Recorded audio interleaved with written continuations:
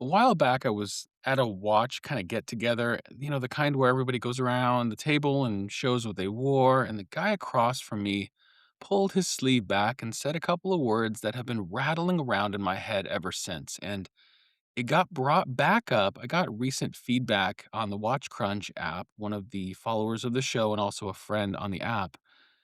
He reached out and we were talking about some of the brands and he was saying that some of them are it's great, but they're really unattainable. And so what this person said to me really resonated and it brought it back up.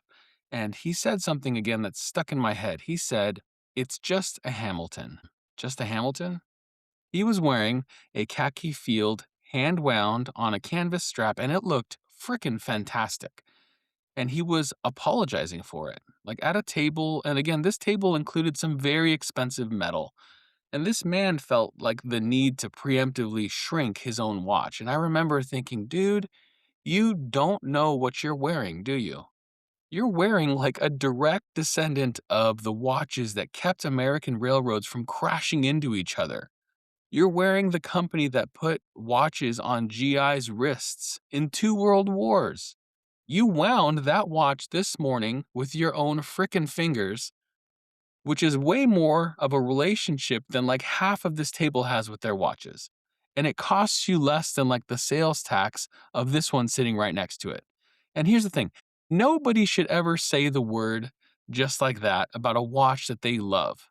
You shouldn't have to apologize for it. And so today, this bonus episode is for that dude.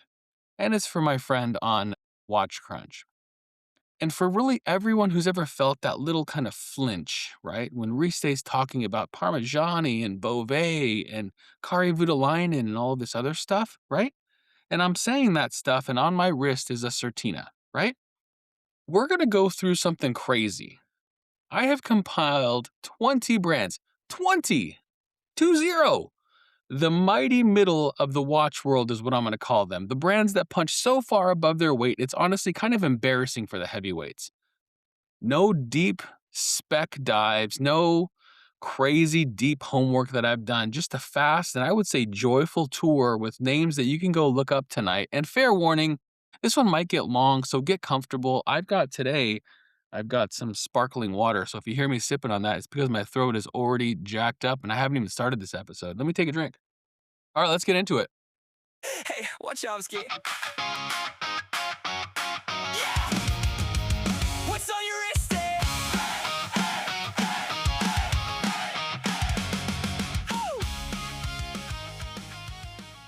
All right, I'm Wachowski. This is What's on Your Wrist, and the numbering tour is going to begin today. Now, this is not a ranking, okay? This is not a ranking. This is not me going on YouTube and ridiculously putting where brands are tiered or whatever. They're entertaining, but they don't do any justice to anything.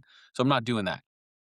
All right, segment 2, we're going to call this the rules of the middle. So quick ground rules that I've had to do this because punching above your weight has actual meaning, and I think it has some meaning. So here's rule number 1 that I've set for myself. The watch has to give you like real content. So real mechanics, real design, real history, real manufacturing, something that's true, okay? Rule 2, the price has to be honest. Not cheap necessarily, maybe inexpensive, but honest. Like the money goes into the object and not into like a celebrity's appearance fee, okay? Rule 3, and this is kind of a big one, the brand that has to offer you at least one thing that at its price, almost nobody else on earth can give you. So I'm gonna call this like a superpower. Every brand today has one, and I will try to do my best to name it like every time if I can. And I know when doing these things, I will leave out your brand. I always do. And I'll also leave out your model of that brand if I do. So just know that I did my best to kind of throw a big net, okay? But again, I'm going to call this the 20 brands and maybe 5 neighborhoods I'm going to go through. I'm going to go through some establishment stuff. I'm going to go through some engineers. I'm going to go through some tool truth tellers, I call them, maybe the new middle, and then I'm going to give you some curveballs. So let's get into our first neighborhood. I'm going to call this segment 3, the establishment. Swatch Group, company, and friends. All right, number 1, Longines. Their superpower, I would say that they have the deepest archive in the entire price class. This is a watch company founded in 1830 frickin' 2. They're holder of what is widely cited as like the oldest registered trademark, still active in its original form, that winged hourglass, and it's a beautiful design. It's the brand that had timed early aviation, the brand that built the hour angle, right? These watches that Charles Lindbergh used to cross the Atlantic. And today, their Spirit Zulu time gives you this true travel GMT. They have certified chronometers, and for like roughly half of what the obvious famous alternatives would cost. The Legend Diver is gorgeous. It brings back their 60s skin divers, and it's a stunning watch. The Conquest is one of the great default recommendations in watches. Longines is what happens when a luxury brand quietly decides to behave like a value brand without kind of telling anybody, and they are awesome. Their entire line is wonderful. They do crushing work with the Master Collection, all of the stuff that they come out with. Their movements are bulletproof. So just a heads up that I have a real soft spot for them. And then you can get into like high beat stuff. You can get into the ultra crons and stuff. There's so much to talk about. Two, let's talk about Certina, Certina, one of my favorite brands. Their superpower, like toughness, nobody gives them credit for. Since like 1959, Certina's built watches around something called the DS concept, double security. Born from this reinforced case design that proves on, it's been proven on expeditions, including these like famous Himalayan ones, and they're symbolized by this teeny tiny little cute turtle on the back.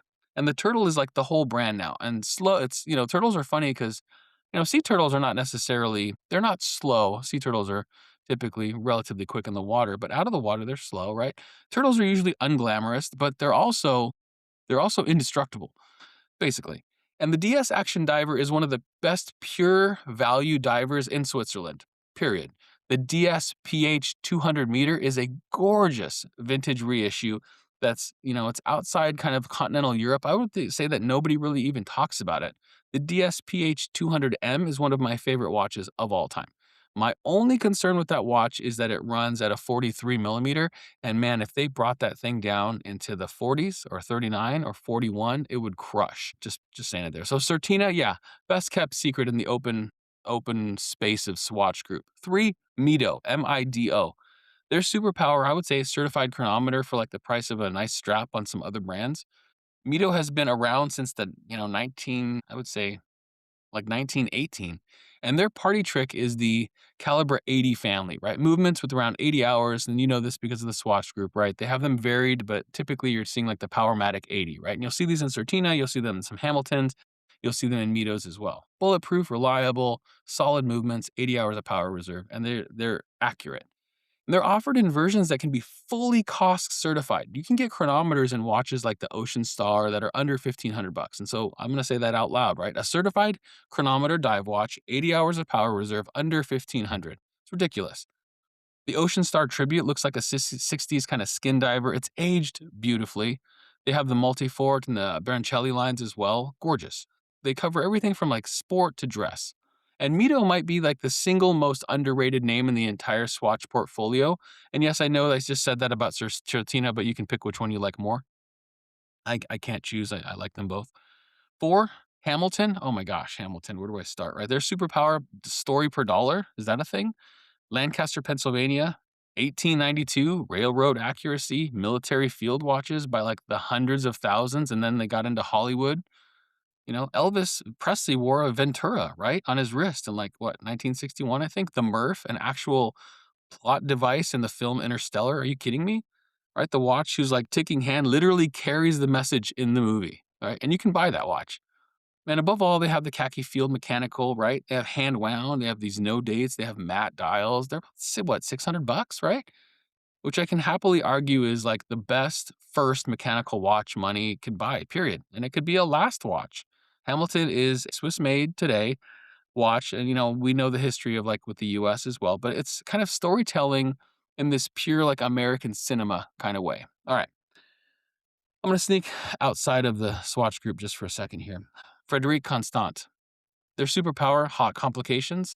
Haute, by the way. When I say that hot horology, I mean Haute. and they're like a third of the going rate. And this is again, this is one of the youngest establishment brands that's on the list. They were founded in what 1988, right, by a husband and wife, Peter and I believe it's Aletta Stas. It's Stas, and they have like an explicit mission of just accessible luxury. And they actually pulled it off. They built manufacturer movements, like they're in-house movements, right? Dozens of in-house calibers now. And the headline act is their perpetual calendar, a complication that traditionally starts around what, $25,000? And Frédérique Constant sells it their specific high life perpetual calendar, right? The manufacturer for what, roughly 10? Pre-owned, you can get them for less than that. That's ridiculous. And again, they do an in-house world timer as well. They have classic world timer manufacturers, and those are what, 4 to 5 grand? And they have slimline moon phases, and I think it's one of the best looking affordable dress watches, period. And again, when I say affordable, I don't mean that it's cheap. I mean that it's reasonably priced. And again, they're just awesome. And the watches are, I think, dead serious in what they do. They are a wonderful manufacturer. Let's keep staying outside for a little bit. Let's talk about Alpina, Alpina. Their superpower, I would say that they have a legitimate claim to inventing like the sports watch. Fight me on that one. Alpina goes back to what, 1883, right? And maybe in 1938, they laid out the Alpina 4. It was a watch built to 4 criteria, being anti-magnetic, water resistant, shock protected, and stainless steel, which is more or less the recipe for what every single sports watch that's followed ever since, right? Nobody talks about them. Today, they share a roof with Frédérique Constant, and the practical upshot for you and for me is this mountain bred watches, the Alpiner 4 and the Star Timer pilots. They routinely sell for what, well under 2 grand, and then pre-owned or even with discounts and stuff, they turn up for way less than that. And you can get them outright steals when you get them under the discounted territory. And Alpina is what you buy when you want the establishment quality without paying the establishment's marketing bill. Because remember, when you're buying some of these other watches that I talk about, you're paying for the watch, of course, and you're paying for heritage and you're paying for the brand, but you're also just literally paying for them to sell it to other people as well. And sometimes we get tired of paying that. We just want to pay what a watch is worth. All right, let me get into segment 4. I'm going to call this group the engineers. Kind of new neighborhood, right? These brands are where the money visibly went into like the machine. Okay, so 7, this brand is gonna be Oris. Their superpower is a genuine in-house next generation movement in watches that normal people, regular people who don't just live watches or don't want to spend, maybe I think a lot of folks, they have the funds, but they don't want to spend all of their money on a watch or a case of watches. They want to have solid, reliable watches that they enjoy that are for them. And then they want to have money in their retirement. And then they would just want to have fun spending money that isn't in horology. And that's totally cool. And I think a lot of the folks that I find that wear Oris, for example, and I've had an Aquas in my time, they're typically people who are, one, pretty successful, and two, they just love watches and they love horology and they're deep in the space and they go, look, my watch has, 100-hour power reserve. The thing is bulletproof, has a 10-year warranty. I don't have to touch this thing. It's an awesome watch. And again, so next generation movements in watches, I think that regular folks can enjoy. They're from a company that nobody has to answer to. Oris is in the village of Holstein. They've been there since what, 1904? They're fully independent. There's no group, there's no shareholder breathing down their neck. A few years ago, they did something that mid-tier brands are not supposed to do. They built the Caliber 400 from scratch. 5 days of power reserve, heavily anti-magnetic, and they were so confident in it that they registered the watch to carry a 10-year warranty. 10 years. I'd said that. This is my third time saying that. 10 years. You'll find it on the Aquas Diver. You'll find it on the wild kind of skeletonized Pro Pilot X. And on their heritage side, they have these gorgeous Diver 65s, as well as what I would say is some of the most beautiful watches in watchmaking right now, which are the big crown pointer dates. They're remarkable watches, gorgeous. And the fact that they have a pointer date is just so stinking cool. And again, they're just charming watches that are coming out of Switzerland. And Oris does genuinely meaningful partnerships, right? Like the Carl Bashir editions that they honor, like the U.S. Navy's first African American master diver. They're independent. They're inventive. And I would say a word about them that no one probably uses to describe them. They're decent. They're the whole package for a watch brand. All right, number 8. I'm gonna get into Nomos. You hear them sometimes online as Nomos, right? They're Nomos, Nomos. And their superpower, this might be the most vertically integrated value proposition in all of watchmaking. Nomos, they're in Glashütte, Germany. They build movements in-house and not just like in-house where it's like a loose marketing term, right? They went and developed their own escapement, their own swing system, and the sacred component that almost every prestigious brand quietly buys from like another supplier, right? All that stuff. And then they went and put all of that into like these very clean Bauhaus kind of descendant, kind of tangent designs. And they have right watches like the Tangente, they have the Orion, they have the Metro, and then they start like under 2 grand, and they have like the Club Campus that's aimed at kind of their kind of break into the brand models. And pound for pound, like screw for screw in watchmaking, Nomos might be the strongest punching above its weight case in this entire category that I have. And the fact that watches also happen to just be beautiful, that are quiet, and then they're typographically really clean to look at as well. I would say that they're kind of this perfectly judged German way of making a watch. And I almost think it's kind of unfair what they're doing right now. Now, 9, we'll talk about Sinn, Sinn. You might hear them as Sinn as well. Superpower, dude. These technologies with the names that sound like science fiction, they're sold at sensible prices still. Now they've raised their prices and they continue to do so to cover R&D, to also cover some of the, escalating global costs of materials and labor and all that kind of stuff. But Sinn of Frankfurt, they're again founded by, we've talked about him, Helmut Sinn, right?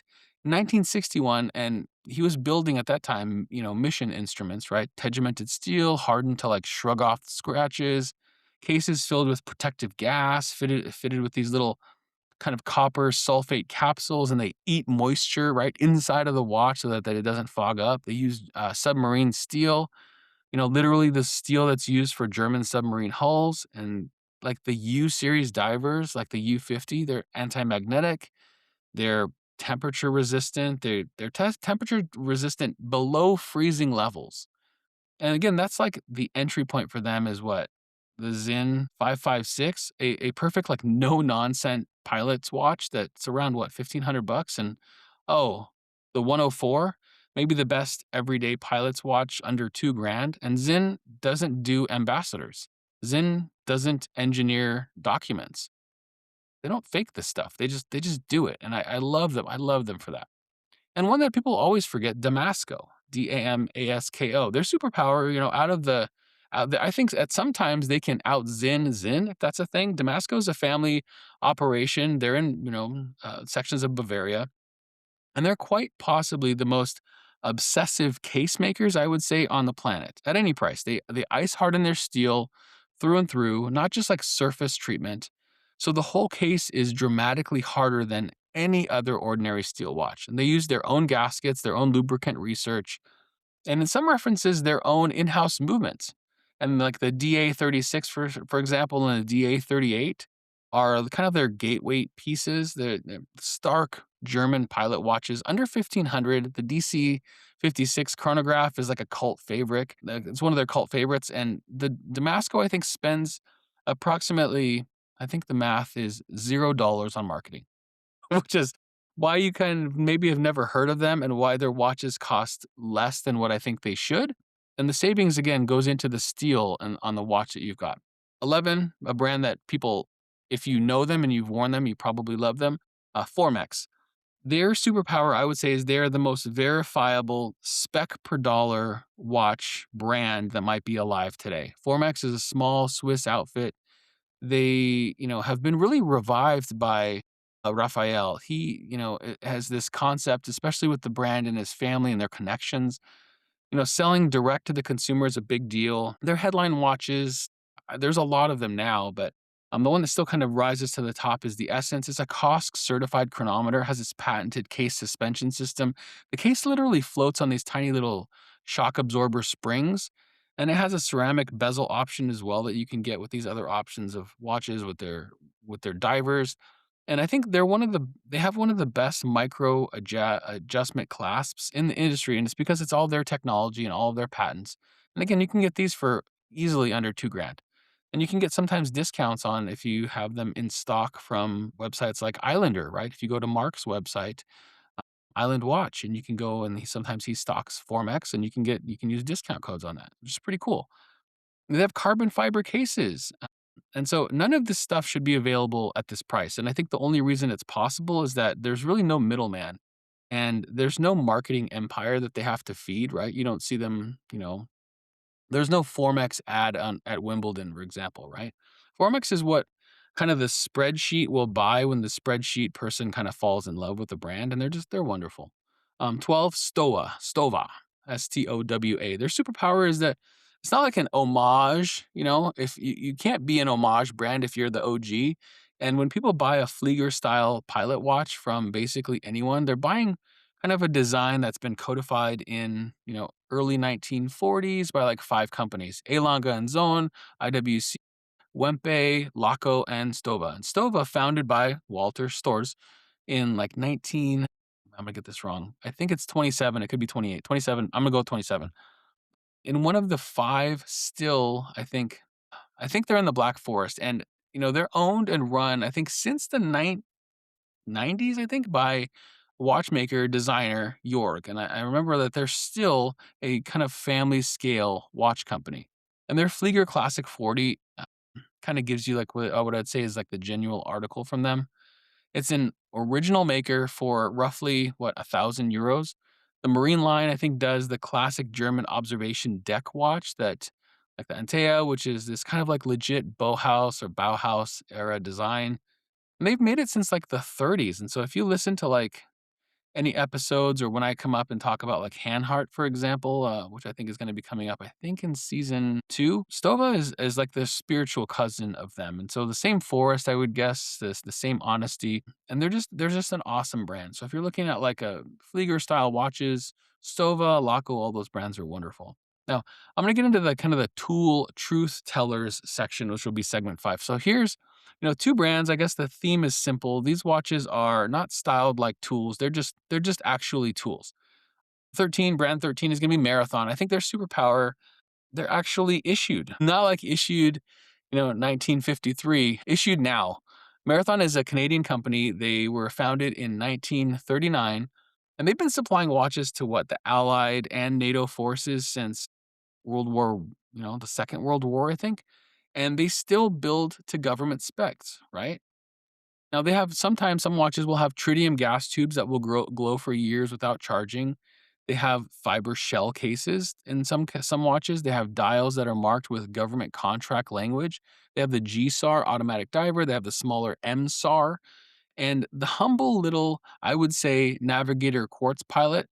It's kind of a cult favorite as well. And they're just some names to know. I'm not covering all of them. You just know that I'm trying to give you some of this quick hit list. And again, the Navigator starts around what, $300? So wearing a Marathon, I think, is the watch equivalent of actually wearing real work boots, right? Not boots that like that you're gonna tuck up your jeans with and like go to like a hipster coffee shop. Nothing against you if you're doing that. That's fine. You do your thing. But these are like Marathon watches are really like my dad's work boots that were like steel construction because they actually dropped like steel beams on their feet and stuff. Yeah, that's the crew that's wearing typically these watches, right? I love you folks if you're pulling up your jeans, whatever. All right, 14, Doxa. I can't do it because my quads are too big, so I just try to wear my jeans a little looser. All right, Doxa. The superpower that they're genuine. I lost my train of thought. I made myself laugh. That's ridiculous. So, okay, Doxa, let me find my notes. Okay, so their superpower, they're genuinely, I would say, when recreational diving was invented, they have the origin of the orange dial to prove it. And in like 1967, Doxa launched the Sub 300, and they developed this with a professional diver's input. So they actually were like, hey, if we're going to make dive watches, maybe we should get some input from, a diver. And they chose the orange dial because its underwater legibility is bar none. It's the best way to do it, especially when you're going deep and you start to lose the visual colors, your eyes. You cannot see certain colors at certain depths. And so orange is one that you can see, right? And they have this beautiful, simple layout. And again, their underwater legibility, the bezel, the way that it's displayed, and they have like these no decompression limits as well, right on the watch in some instances. And like Jacques Cousteau's US Diver Company, they distributed these to their team in America. And a novelist, Clive Cussler, pretty well known if you know this whole space, right? Put one on the wrist of his like hero, like Dirk Pitt in the book, right? And after book after book after book, which means that Doxa might be the only watch brand that was actually kind of pseudo made famous by like a fictional marine engineer, right? And today the Sub 300 and the 300T, they give you that exact slab of kind of 1960s dive history in these colors with names like, Professional Orange and Shark Hunter Black. And they're roughly 1,500 bucks and 2,500. So, like, I think maybe their joy for dollar, is that a thing? Is that a meter rating, joy for dollar? I'd say that their rankings are off the charts with that. All right, let's get into segment 6. Let's talk about the new middle. This neighborhood, I don't think existed 15 years ago.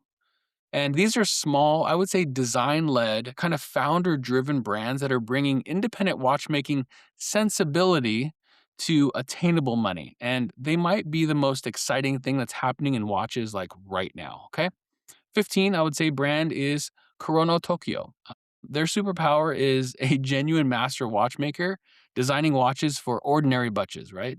These budgets are regular. Hajime Asaoka, he's one of Japan's, I think, great independent watchmakers. I'm going to talk about him coming up in future episodes. And he's a member of the most exclusive horological academy that there is. And his own handmade pieces cost like what a house costs, and Kurono is his second line, watches that are designed by his eye with his taste, and they're produced in series in Japan.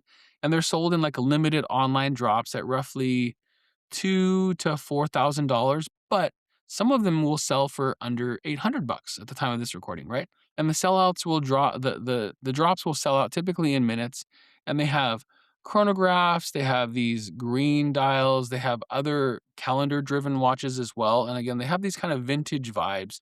And again, you're not buying like his hands on the watch per se, but what you're buying is his eye and his design, and his eye for design I think is worth every penny. All right. 16, anOrdain.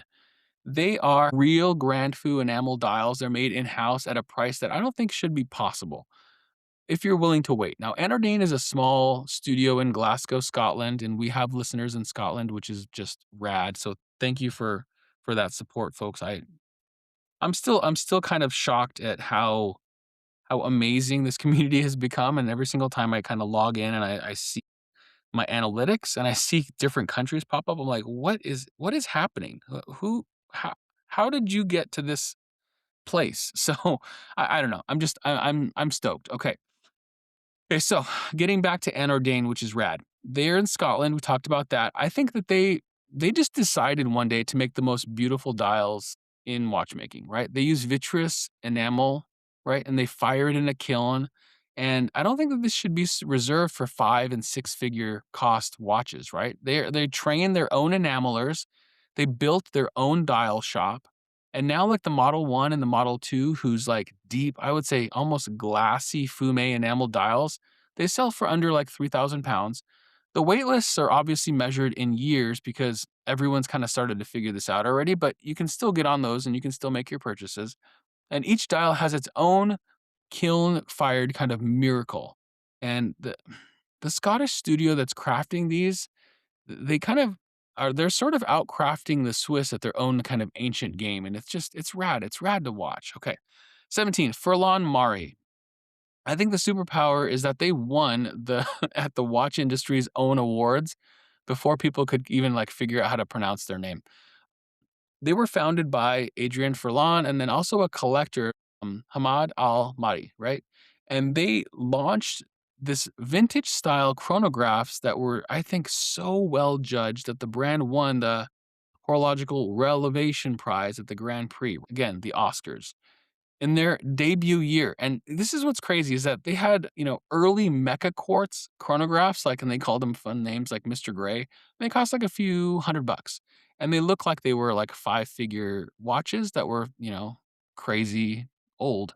And since then, they've kind of moved into like proper mechanical pieces with these like sector time dial watches. And They've gone beyond that as well, but they still stay roughly around the $2,000 to $3,000 range. And you can find them online as well. And this is, I think, what happens when you get impeccable taste that goes shopping for like honest movements, right? Now, 18 Baltic.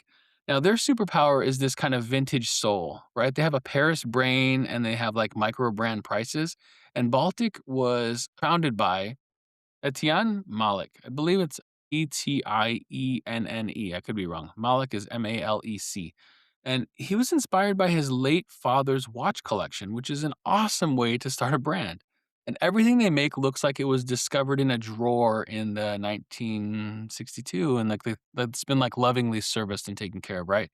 They have an Aquascaf diver, they have this hermenetic field watch, they have a tricompax chrono, and they have kind of like their lineup has this MR01. It's like a dressy little watch that has a micro rotor movement, and the layout is, you'd normally meet kind of like a very fancy company in this kind of watch.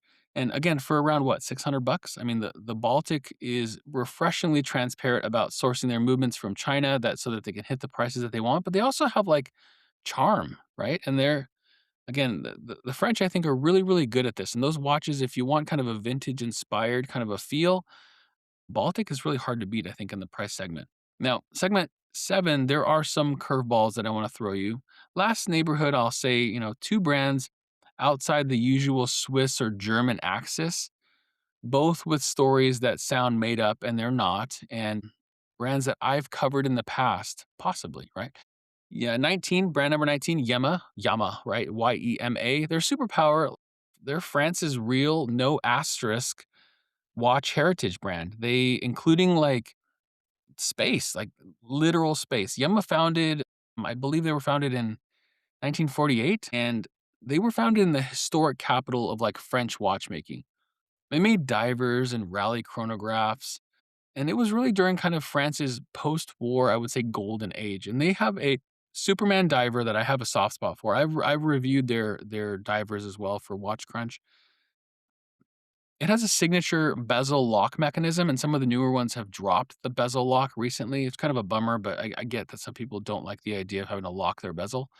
When you're underwater, yeah, it's a good idea to lock your bezel. But for other folks that if you're more of a desk diver, I could see it being kind of annoying. So I get that they have some options that have the locking bezel and then some that do not. And it's again, the bezel lock is this little arm that physically locks the bezel into place. So when you unscrew the crown, it's kind of like it can loosen itself and then the bezel turns. Once you lock the crown down, it locks the bezel. They also have the Rallycraft Motor Sport Chronos, super awesome watches, very inexpensive, especially when they make them in quartz.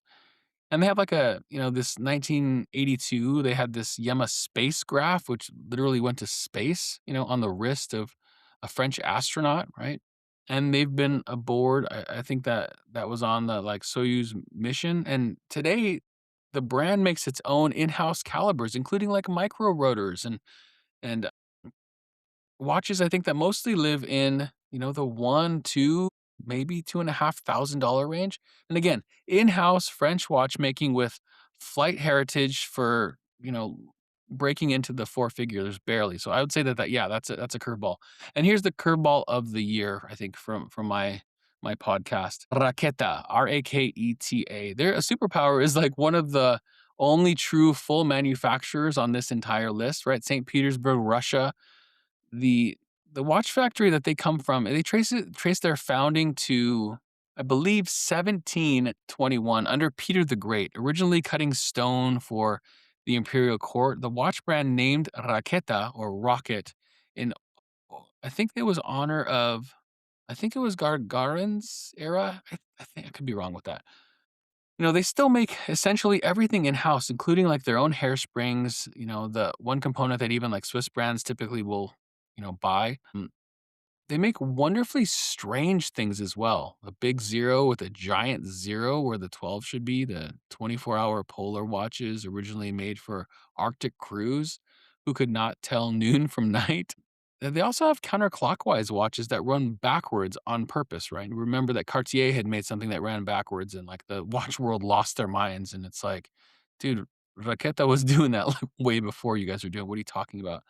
Now, Now, buying one it can be admittedly complicated these days for reasons that have nothing to do with watchmaking. And the production, my production notes will carry this kind of caveat as well. But just know that as pure horological fact, like a 3 century old factory making its own hairsprings and selling watches for a few hundred to a couple of thousand, really on the low end. It really kind of begins and ends this conversation. The deepest cut I think on the list, it's worth number 20 for sure. Okay. Now, segment 8, I'm going to say never just say just. That's the tour. 20 brands that I think 20 distinct answers to a similar question, which is like, what do you actually get for your money?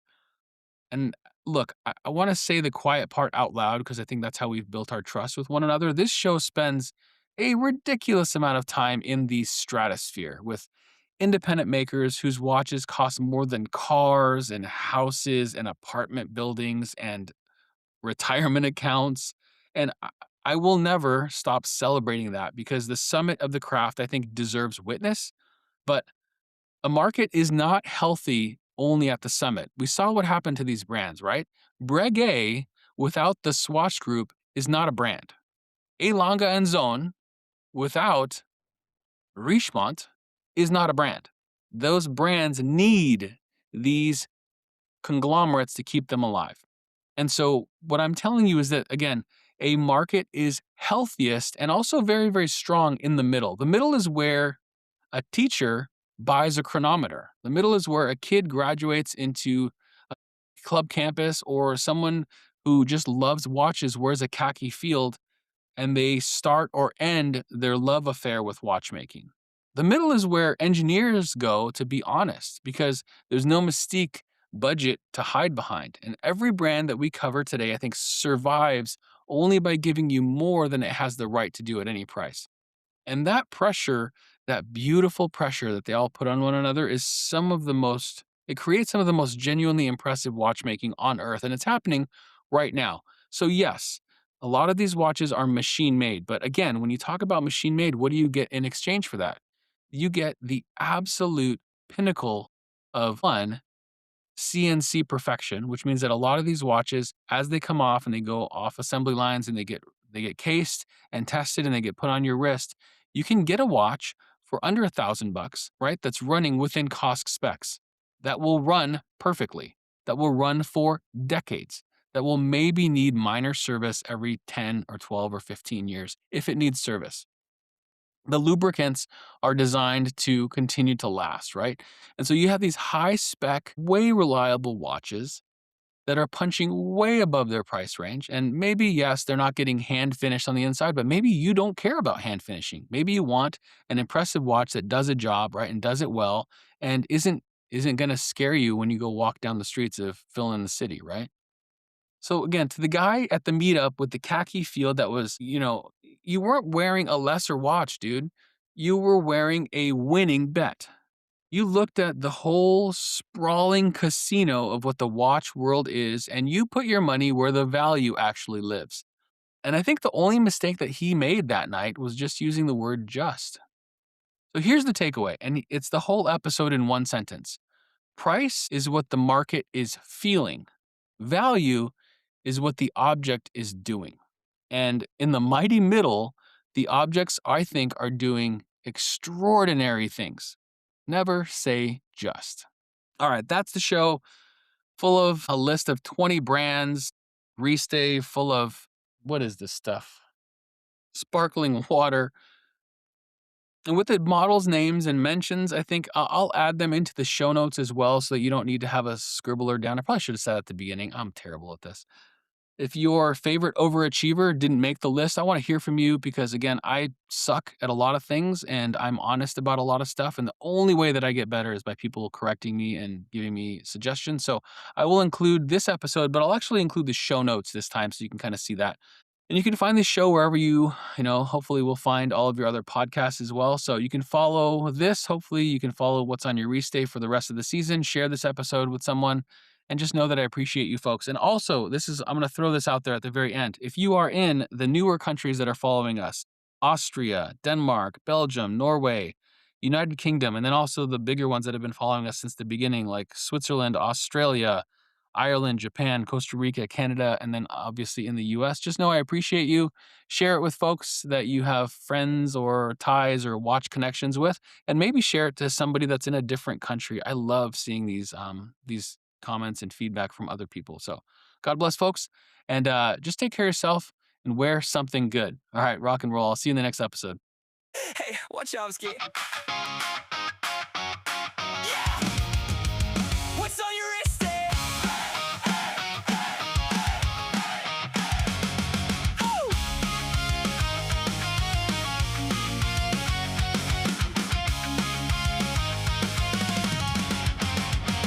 Perpetual calendar, three-hander, stainless steel on my skin. I want a daily driver, not a shrine I can't fit in.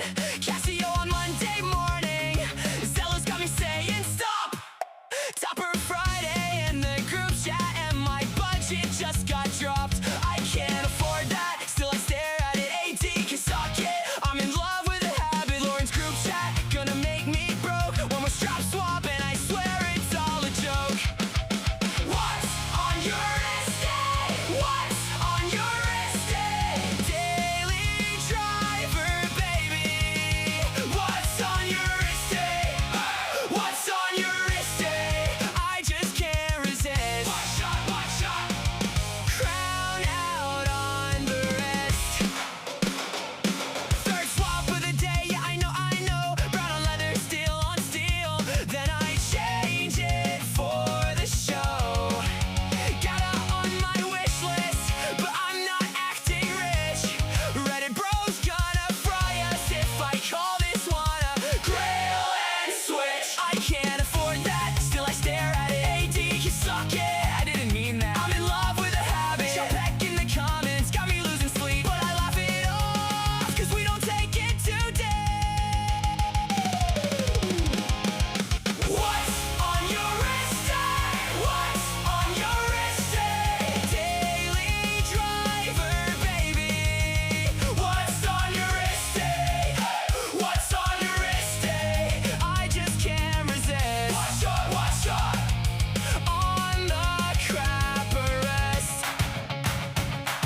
Perpetual calendar, three-hander and a dream. Stainless steel, a scratch or two. Still the king of the scene. Say hello's new, draw, stop. I click and then I flinch. Then I post, just browsing, and I buy it in a pin.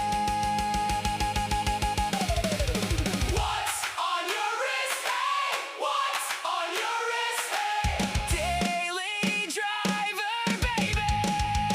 What's on your wrist? Hey, what's on your wrist? Hey, I just can't resist. Watch shot. On the crap arrest. What's on your wrist? What's on your wrist? On your wrist. Lauren's group chat gonna make me broke again. What's on your wrist? What's on your wrist? WatchCrunch, let's go. We don't take ourselves too seriously.